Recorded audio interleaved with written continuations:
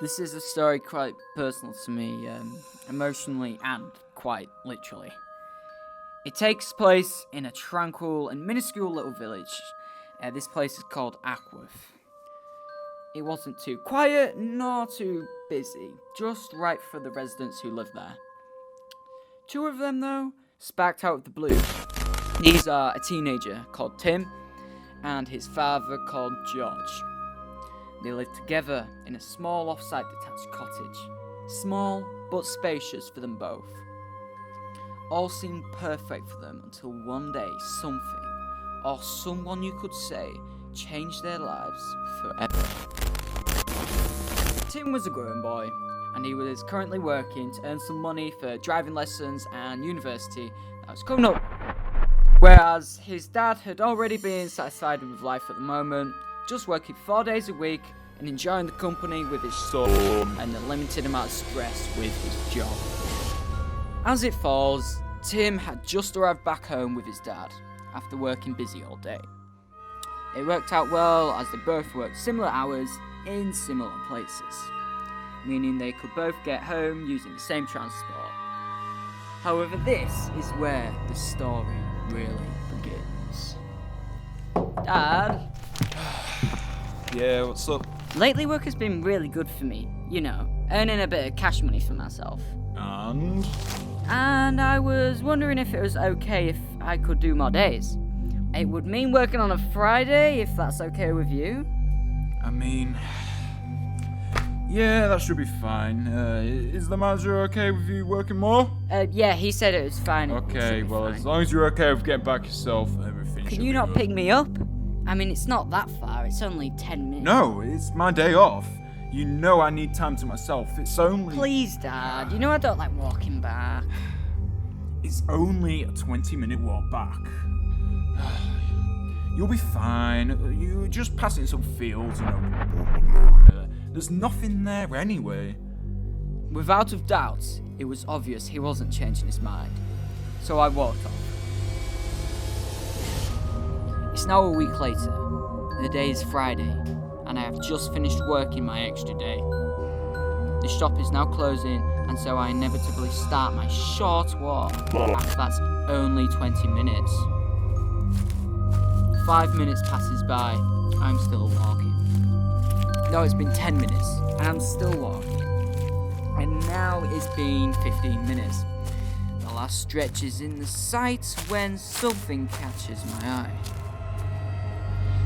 In the corner of my field of vision, when passing a small wood, an old dilapidated farmhouse emerges from the coveted trees that blend from others who walk past it regularly.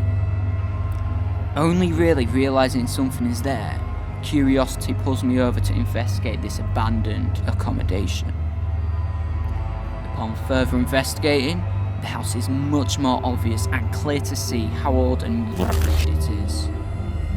I don't know what from or for how long, but it gives me the creeps, so I distinctively begin to walk back, when suddenly an apparent thud comes from the direction of the house. Hello? Who's there? Doubtfully nothing happens, until when I turn my back to begin walking away again. Now a bang occurs from afar. I'm very cautious and a paranoid person, so obviously I immediately ran back home, as it's the only real place I feel comfortable to be. Returning home, it's noticeable that my dad was worried once I had rushed through the main doorway and slammed the door behind. Are you okay? There was something, I'm sure of it, at the front. Are you okay? Yeah, I'm fine. There was something though, I'm sure of it. Are you sure? It was probably just some sort of animal, or even maybe the factory nearby. Yes, there was 2 loud noises, but it was different. Tim!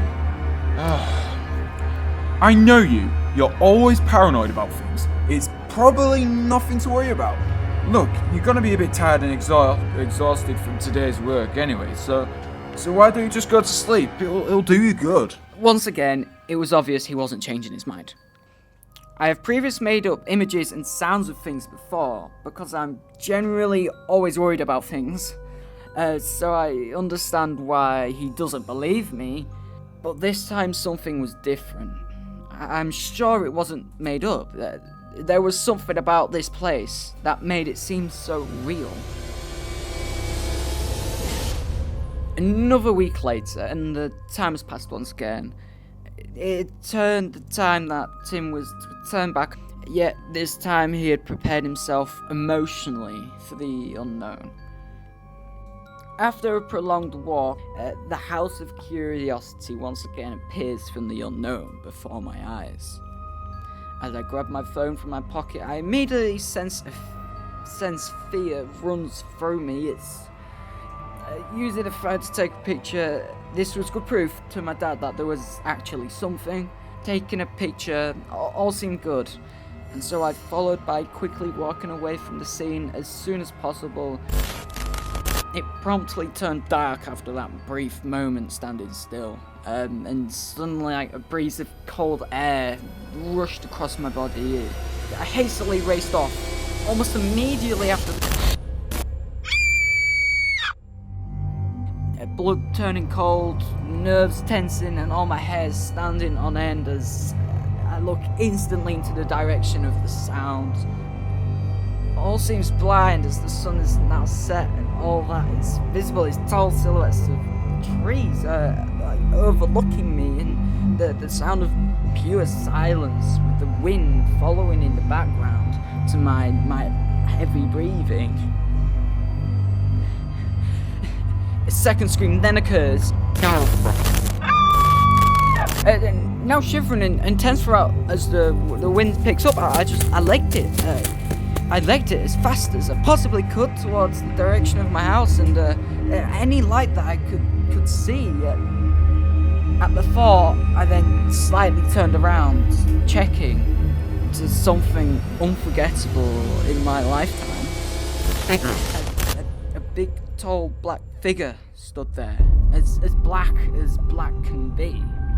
So deep, nothing could avoid it. Nothing could ever, look past it. Powerful and strong, it stood there, completely still in the cold wind which shook me entirely. I was completely frozen in fear and anxiety as the concise moment hung in the air, not falling, as I trembled. Without doubt, it had taken some time, but I ran.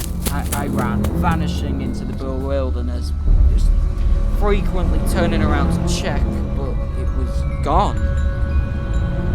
It was an enduring time, running from that place to home, but I did so, eventually reaching the safety of my dad, who looked in shock and horror as I entered the room. There's a figure! There's something out there! Please, Dad, please! What are you on about? You're really starting to worry me. Are you Listen to me! There's something out there! It's sinister! I don't know what it is! Are you okay? What are you going on about? What? At this point, I just couldn't speak. The pure amount of shock in the previous events scared the living daylights out of me. Almost like it had taken a part of my soul away, or something I could never get back, ever. Is it that storm that house you mentioned a week ago? This seemed to bring me back for what seemed like hell.